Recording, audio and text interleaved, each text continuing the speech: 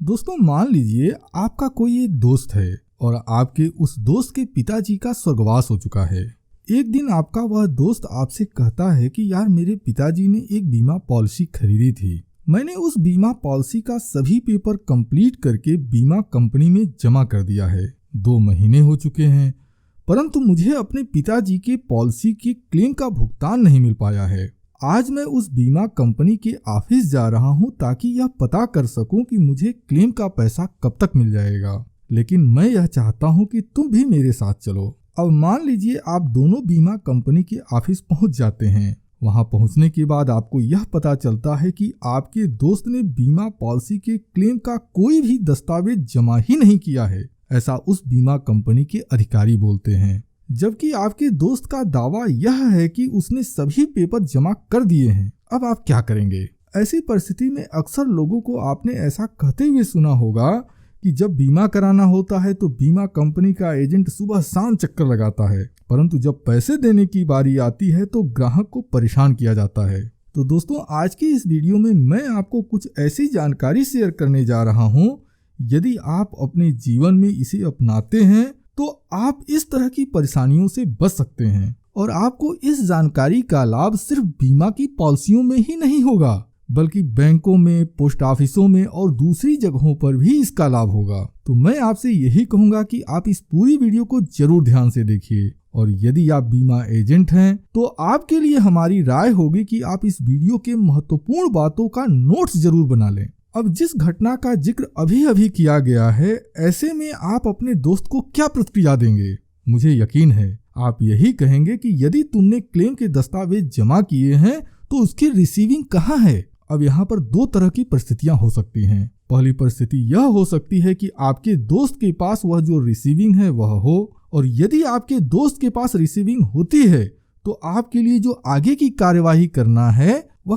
काफी आसान हो जाएगा। लेकिन यदि दूसरी परिस्थिति होती है, मतलब यदि आपके दोस्त के पास रिसीविंग नहीं होती है, तब क्या होगा? बीमा पॉलिसी के डेथ क्लेम के दस्तावेज को जमा करने का अर्थ यह है कि आपके दोस्त ने मेन पॉलिसी बॉन्ड जमा किया होगा, यानी अब उसे एक डुप्लीकेट पॉलिसी बॉन्ड बनवाना पड़ेगा। डेथ क्लेम के दस्तावेज को जमा करने का अर्थ यह भी है कि आपके दोस्त ने मृत्यु दावे के लिए जितने भी फॉर्म होते हैं वह सभी के सभी फॉर्म कंप्लीट करके जमा किए होंगे। और यही नहीं, जब वह फॉर्म को कंप्लीट कराया होगा तो अलग अलग अधिकारियों से उसका वेरिफिकेशन कराया होगा, जिसको कि बीमा की भाषा में अटेस्ट कराना कहते हैं।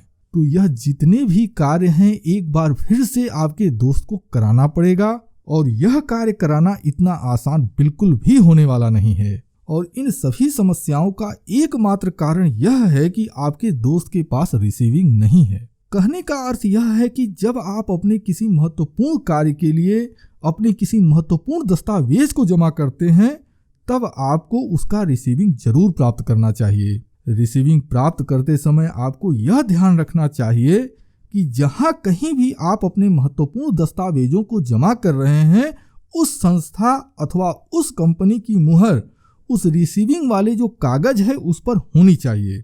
जिस डेट में आपने दस्तावेज जमा किए हैं वह डेट भी उस कागज पर लिखा होना चाहिए। और जिस किसी भी अधिकारी ने आपके दस्तावेज को रिसीव किया है, यानी कि जिस अधिकारी को आप अपने दस्तावेज दे रहे हैं, उस अधिकारी का हस्ताक्षर भी उस रिसीविंग के कागज पर होना चाहिए। अब दोस्तों, एक चीज तो मैं और कहूंगा, यदि आप कोई एप्लीकेशन भी जमा करने के लिए जाते हैं, वह भले ही छोटा सा ही कार्य क्यों न हो, आपको चाहिए कि आप उस एप्लीकेशन की एक फोटो स्टेट कॉपी करवा लें।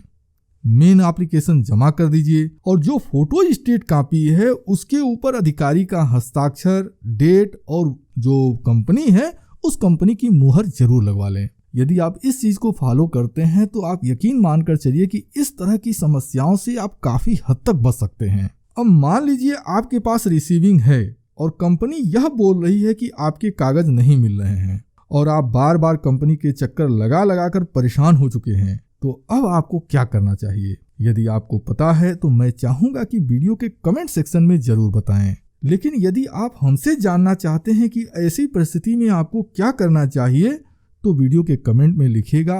अगली वीडियो में इस टॉपिक पर बना दूंगा। अब दोस्तों, यदि आप एक बीमा एजेंट हैं, अब बीमा एजेंट का मतलब यह नहीं है कि आप सिर्फ LIC के एजेंट हैं, आप किसी भी कंपनी के बीमा एजेंट हैं, तो आपकी जिम्मेदारी और जवाबदेही बहुत ज्यादा बढ़ जाती है, क्योंकि आपको अपने ग्राहक को भी देखना है और अपने ऑफिस को भी मेंटेन करना है।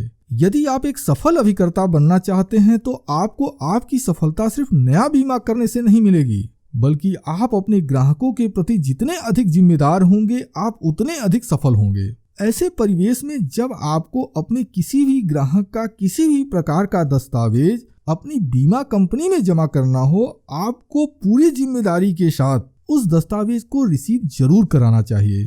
यहाँ पर एक छोटा सा लेकिन बहुत ही महत्वपूर्ण सुझाव देना चाहूंगा। आपको अपने व्यवसाय के दौरान कई बार अपने ग्राहकों से उनके दस्तावेज लेने पड़ते हैं, फिर जरूरत के अनुसार आपको उन दस्तावेजों को ब्रांच में जमा करना पड़ता है। जब ग्राहक का कार्य पूर्ण हो जाता है तो ग्राहक के दस्तावेज को वापस भी करना पड़ता है। इस प्रकार के कार्यों को करने के लिए आपके पास एक रजिस्टर होना चाहिए। जब आप अपने ग्राहक से किसी तरह का कागजात प्राप्त करते हैं, आपके उस रजिस्टर में वह एंट्री होनी चाहिए। बेहतर होगा कि यह एंट्री ग्राहक के सामने करें और वहां पर ग्राहक से हस्ताक्षर भी कराएं। फिर जब आप ब्रांच में दस्तावेज जमा करते हैं, उसके रिसीविंग जरूर ले लें। जैसे ही आप अपने ब्रांच से रिसीविंग प्राप्त करते हैं, अपने मोबाइल से उसका फोटो खींचकर अपने गूगल ड्राइव में ग्राहक के नाम और उसके मोबाइल नंबर से आपको सेव कर लेना चाहिए और ग्राहक को उसके व्हाट्सएप पर जो रिसीविंग वाली जो इमेज है उसको सेंड कर देना चाहिए।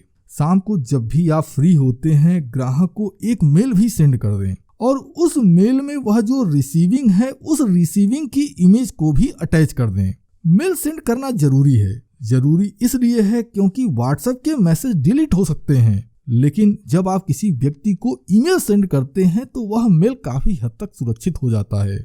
एक बार आपके ब्रांच से आपको आपके ग्राहक का जो दस्तावेज है वह मिल जाता है, आपको चाहिए कि ग्राहक को उसका दस्तावेज देने से पहले इसकी एंट्री उसी रजिस्टर में डेट के साथ करें और जब आप अपने ग्राहक को उसका दस्तावेज वापस करते हैं, अपने रजिस्टर में ग्राहक के हस्ताक्षर डेट के साथ जरूर करा लें। यदि आप रेगुलर ऐसा करते हैं तो इसकी वजह से आपको 2 प्रकार का लाभ होगा। पहला लाभ यह होगा कि आपका ग्राहक आपको एक प्रोफेशनल अभिकर्ता के रूप में ही पहचानेगा।